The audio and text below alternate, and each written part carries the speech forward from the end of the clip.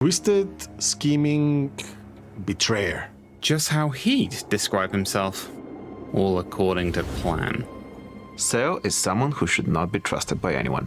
Stab, stab, stab, stab, stab, stab. Why bind yourself to a god when you can double down on yourself? If you can trick a demon, then a mortal's just as easy. And if they won't bend, break them.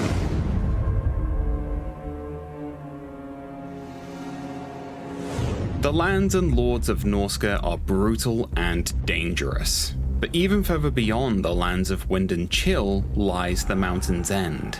A chaotic place, scarred by warring factions and the deceit of chaos sorcery. And one of these sorcerers, a schemer from the north, has made treachery his domain.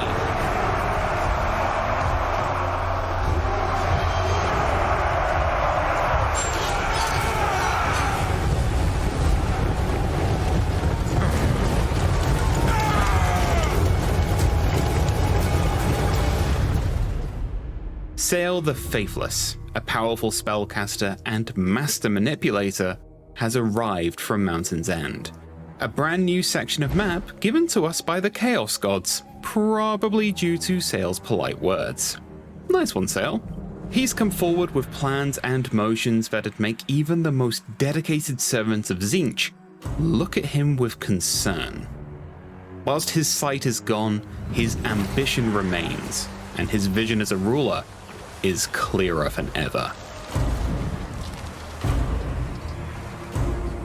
The Great Bastion, one of the highest symbols of Cathay's order, has stood resolute against the forces of chaos. Both demon and man alike have failed to take down those walls, but Sayl's never been put off by a challenge. He'll bring it down, just you watch. But before we get to that, he's going to need to secure the lands around him. And now you've learned of our devious plans, viewer, you've fallen for our master gambit. Giving you more details. If you want to learn more about Norsca's rework and Sayl's faithless ways, then, hey, check out the blog. As a master deceiver, he could always trick his way into the good books of the factions around him by using sweet words and empty promises. I mean, get a load of that reliable status. Look at him. Never told a lie in his life. It can't be forgotten, though, that out here, actions can reign supreme. And Sayl is no slouch. His bag of tea from spellcasters who've fallen before him more than prove this.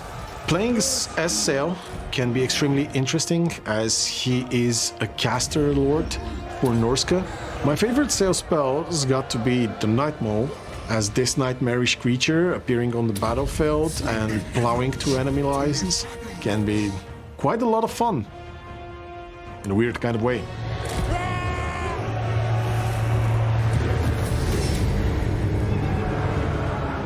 So while it's all well and good consolidating Mountain's End, Sayl will need more than a ragtag band of hairy warriors to thoroughly humiliate Grand Cathay, even if they're really up for it. Sure, we could slog it out and repeatedly butt our heads against the walls until they collapse, but that's just so common, so typical. Cathay's used to that. Let's do something their harmonious thoughts wouldn't think we'd do. Let's use our heads for mind games. I think it's high time we manipulated Cathay into a false sense of security. Manipulations are Sayl's key toy in undermining his opponents and getting one over before the fight even begins. These can be used to bolster our forces with quicker recruitment times, instant sums of spoils, and increasing our vision on the campaign map. But more importantly, they can be used to make our enemy's life harder. We can damage them, destroy their diplomatic contracts, force wars, take money from them. There's all manner of ways to play with our foes and make them dance to our tune. But the key one we're interested in is infiltrating them. The plan is to infiltrate and build small outposts in foreign slots along the Bastion, allowing us to toy with the Cathayans from the inside, which will surely crush their harmonic ideals as we advance to take the walls. We will, however, need to keep an eye on this, as the devotees of chaos will be watching. They're not a big fan of Sayl's "I do what I want" nature, and will strive to keep him in check as and when they need to. Now, if we want to unlock the greater manipulations available to us, we're going to need to build Chaos Altars. These buildings are pivotal to one of Sayl's victory conditions, the Dark Ritual. Sayl's ultimate purpose is to perform a grand ritual in his constant strive for power. He achieves that through the construction of Chaos Altars. This also brings the attention of the Empire, Lizardmen, and the High Elves, which try to prevent him of achieving his ultimate goal. With every altar constructed, Sayl gets one closer to completing the ritual, enabling him access to higher level manipulations. They can also improve campaign movement or gains achieved from looting. They can also allow recruitment of a limited number of Chaos Warriors and Chaos Spawns. You might have also seen that they grant spoils and be thinking to yourself, hey, hold on, that looks shiny and new, and we'll get there, don't you worry your little Norscan heart. So, we know what we need, but how are we going to do this? Well, Tzeentch's getting a little too close for comfort here, and buddy, I remember when I made the Drazov showcase. You took my chair when I needed it, and I haven't forgotten that. So Sayl's going to take on Tzeentch's force whilst we raise a new army to deal with what remains. Chaos Dwarfs aren't exactly the easiest of foes, which is why we need one of our best guys for the job. And who better than a great Shaman Sorcerer? Our Sorcerer is going to take the battle to the Granite Spikes and then go further beyond, to the Greenskin armies and all those past the spiky hills, building Chaos Altars in some locations, and sacking, pillaging, and razing everywhere else to help us build up our spoils, a new Norscan resource. I told you we'd come back to them. So, we're not interested really in building an economy, or building a brand new home on new shores all the time. Sometimes we just want to burn things and take stuff, and you know what? We do like shiny things. We can use spoils to expedite building trees, purchase certain research options, or if we feel like it, we can spend them to build new homes in regions that aren't Norscan. Spoils, however, do come with a risk. If we want to use those spoils, we need to make sure that the army that spawns when we sack settlements can actually make it back to one of our provinces. I mean, we'll also lose some marauders as well, which, oh no, what a shame. I mean, let's be honest, it's all about the ill-gotten gains. Whilst that's going on, Sayl's plans are going to take him on a little journey. See, Sayl might not be Norscan, but even he can be compelled by the will of the hunt. The Bloodshriek Chimera, the voice of the wastes, is in our midst, and to tame this monster wouldn't just make the Norscans realize who's top skinwolf around here, but it'd also be incredibly useful in our war on Cathay. We're going to need to beef up our forces before we take on a Chimera though. Ideally, we'll need some tough damage dealers, so we're going to build up our retinue of Marauder Bearmen, as well as building towards Famir forces. We'll be kept in check by our new hero unit, the Famir Noble. The Famir Noble is a new monstrous hero that excels at fighting enemy infantry. It can buff up other Famir and monsters around him, and can be quite a danger on the battlefield. So Sayl's off on his little journey, and might even consolidate more of the lands north of Cathay, should that be useful to us. With him on his hunt, and our great Shaman Sorcerer heading out west, I'd say this might be an ideal time for a montage, no? Sayl, in comparison to other Norscan lords, is much more attuned to chaos. But not only. He is a capable spellcaster and also serves with diplomacy as much as he does with the sword.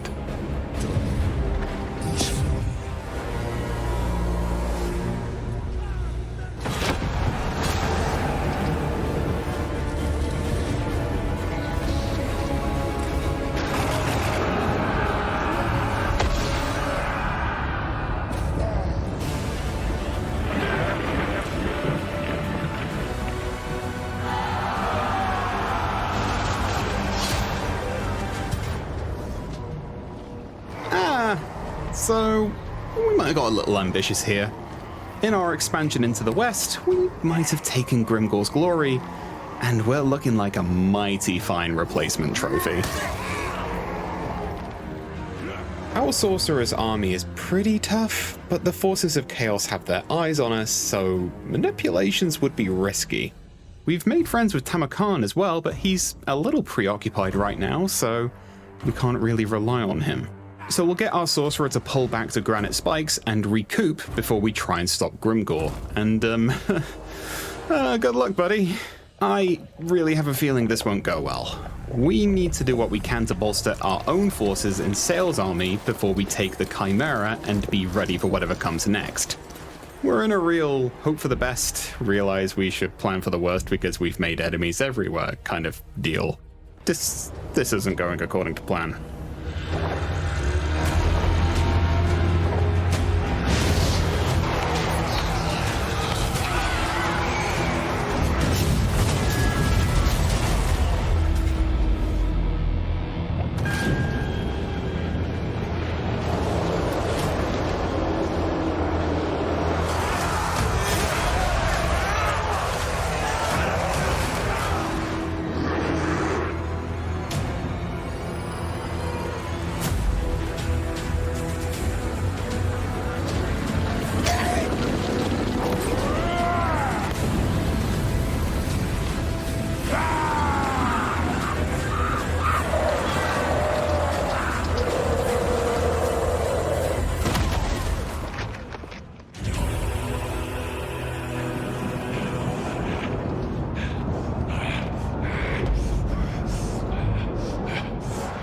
So we're staring down the barrel of our own actions. Our altars we spent time building have mostly been reduced to dust by Grimgor and his boys. He's also proving to be quite the unstoppable force, but now we have a Chimera on our side, and other forces have come to join us. So we're just going to hit one final manipulation to give ourselves a greater demon.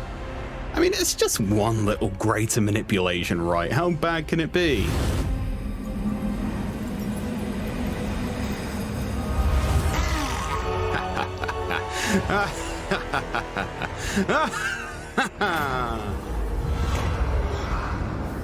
Well, matters might be bad, but Sayl's not going down without a fight. Grimgor might think he's the biggest dog in the yard, but let's show him what happens when you mess with the most treacherous sorcerer this side of the Bastion. Taking down Grimgor's army is a pretty tall order, but thankfully we've got a very tall fella. And also a very angry, hairy fella. The Runecaller is a variant of the Cursed Addon, where not only it has two heads and two different personalities, it can also cast spells. That means a giant that can cast spells.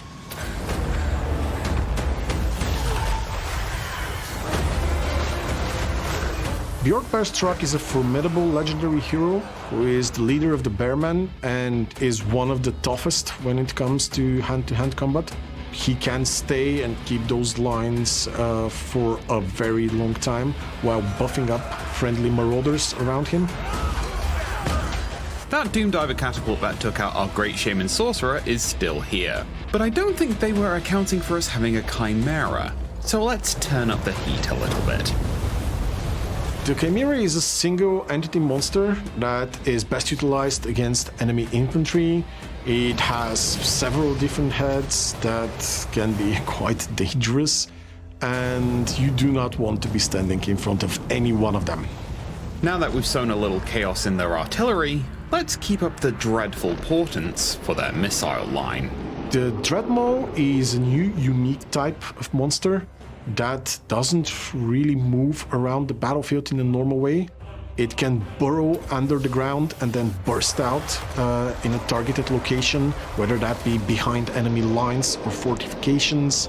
It can spit out venom. It's awesome.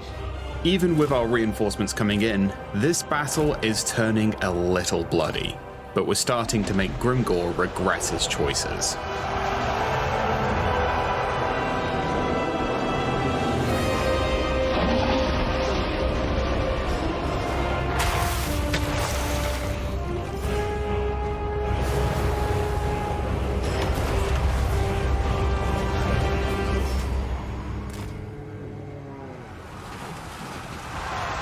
So Grimgor's living up to his name,